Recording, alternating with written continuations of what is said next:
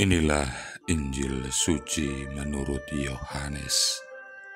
Dalam amanat perpisahannya, Yesus berkata kepada murid-muridnya, "Inilah perintahku, yaitu supaya kamu saling mengasihi, seperti aku telah mengasihi kamu. Tidak ada kasih yang lebih besar daripada kasih seorang yang memberikan nyawanya untuk sahabat-sahabatnya. Kamu adalah sahabatku jikalau kamu berbuat apa yang kuperintahkan kepadamu. Aku tidak lagi menyebut kamu hamba, sebab hamba tidak tahu apa yang diperbuat oleh tuannya.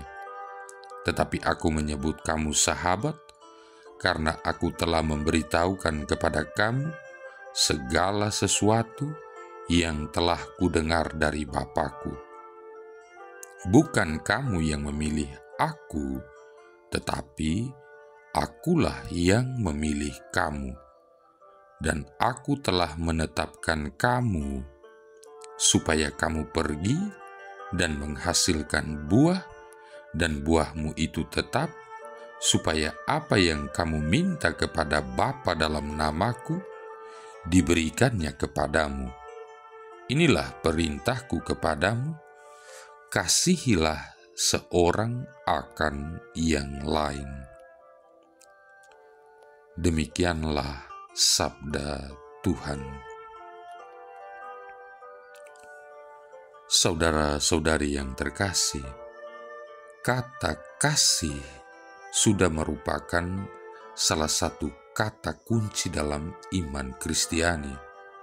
Tuhan Yesus sendiri dengan jelas dan tegas menyatakan, tidak ada kasih yang lebih besar daripada kasih seorang yang memberikan nyawanya untuk sahabat-sahabatnya. Dengan firman-Nya ini, Tuhan Yesus sengaja menempatkan manusia sebagai sahabat-sahabatnya. Dengan menempatkan manusia sebagai sahabat berarti Tuhan Yesus bisa menerima manusia sebagaimana adanya. Tuhan Yesus juga berharap agar kita berbuat yang sama dalam hidup ini, yaitu menjadi sahabat bagi sesama. Tuhan berharap agar segala perbuatan dan sikap kita mengungkapkan sikap dan perbuatan kasih. Kenyataannya, tidak semua orang bisa menerima dan merasakan kasih itu. Yang salah di sini tentu bukan kasihnya, tetapi mungkin karena kita dalam menerapkannya kurang tepat. Apalagi kita dalam mengasihi masih sering berdasarkan pertimbangan-pertimbangan pribadi. Namun kita manusia adalah makhluk sosial. Dalam upaya mewujudkan tata kehidupan yang harmonis, dibutuhkan komunikasi. Dengan adanya komunikasi yang baik, terwujudlah kebersamaan. Demikian juga dengan kasih. Kasih Kristus perlu dikomunikasikan dengan benar. Dengan cara seperti itu, diharapkan orang banyak bisa merasakan kasih Allah. Saudara-saudari yang terkasih, ketika kekuasaan menjadi obsesi banyak orang, relasi di antara sesama ditandai oleh penindasan dan eksploitasi. Di dalam situasi ini, pembaharuan relasi dari tuan dan hamba menjadi sahabat akan sungguh sangat membebaskan. Ada 3 ciri atau sikap persahabatan yang disebutkan oleh Yesus. Saling terbuka, mengharapkan hal-hal yang baik bagi sahabatnya, dan memberikan nyawa. Memberikan nyawa merupakan tanda puncak kasih seorang sahabat. Ciri ini juga menandakan bahwa relasi persahabatan yang ditawarkan Yesus bersumber dari cinta Allah, cinta yang memberi hidup, a life-giving love. Mungkin Yesus bermaksud menjadikan relasi persahabatan sebagai fondasi atau dasar pewartaan Injil. Artinya, para murid bukan alat pewartaan, melainkan pribadi-pribadi yang mengalami cinta Allah melalui Yesus Kristus. Isi pewartaan mereka bukan dogma-dogma dan aturan-aturan, melainkan pengalaman bersahabat dengan Yesus, pengalaman dicintai oleh Allah. Karena itu, pewartaan mereka menjadi hidup, dinamis, dan berkembang. Barangkali juga Yesus bermaksud mempersiapkan para murid untuk menghadapi ancaman maut di dalam pewartaan. Orang-orang yang menolak pewartaan bisa saja membunuh mereka, dan ini memang benar terjadi. Di dalam situasi itu, para murid akan tetap bersuka cita, sebab kematian adalah jalan kasih dan kesetiaan kepada sahabat mereka, Yesus Kristus. Lantas, bagaimanakah dengan kita? Apa maknanya bagi kita ungkapan-ungkapan Yesus sahabatku atau aku sahabat Yesus?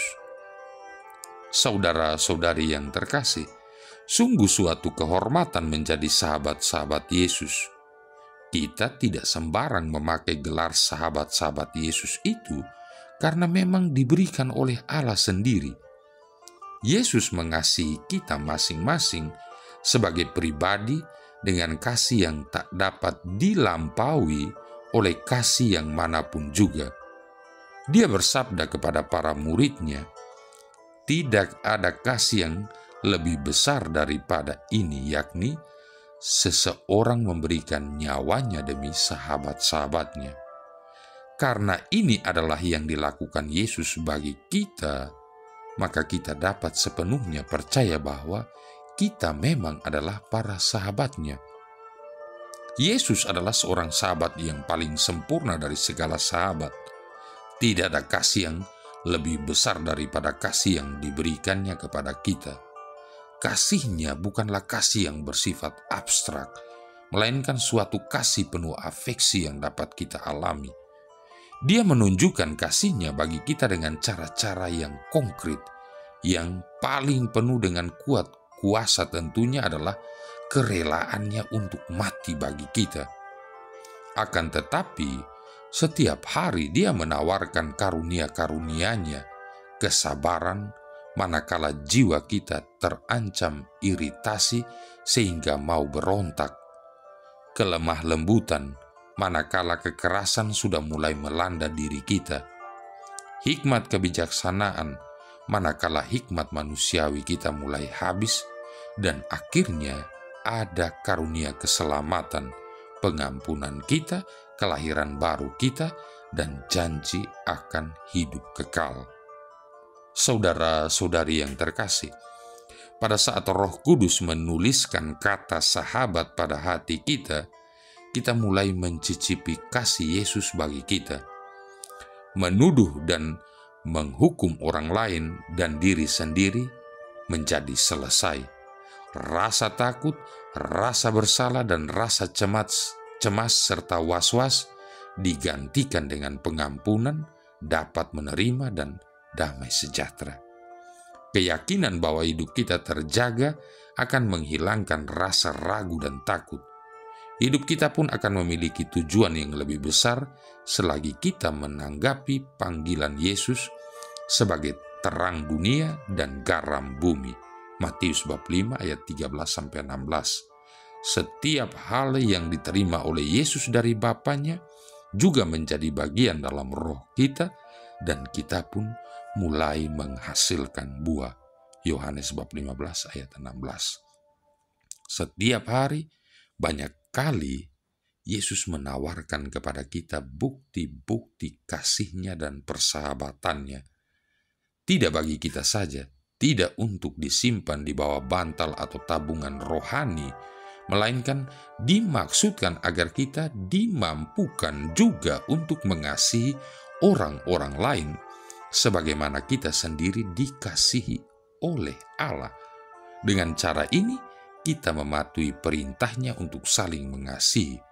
Dengan demikian, semakin serupa dengan gambarannya. Yohanes bab 15 ayat 12. Inilah yang dimaksudkan oleh Yesus bagi gerejanya. Marilah berdoa. Allah Bapa sumber cinta kasih, Engkau menaruh cinta kasih kepada kami dan menganugerahkan putra manusia kepada kami, ialah Yesus putramu terkasih. Kami bersyukur, namun kami mohon semoga cinta kasih-Nya selalu menjiwai hidup kami. Sebab dialah putramu Tuhan pengantara kami, yang bersama dengan Dikau dalam persatuan Roh Kudus hidup dan berkuasa, satu Allah sepanjang segala masa. Tuhan memberkati kita sekalian, Bapa, Putra, dan Roh Kudus.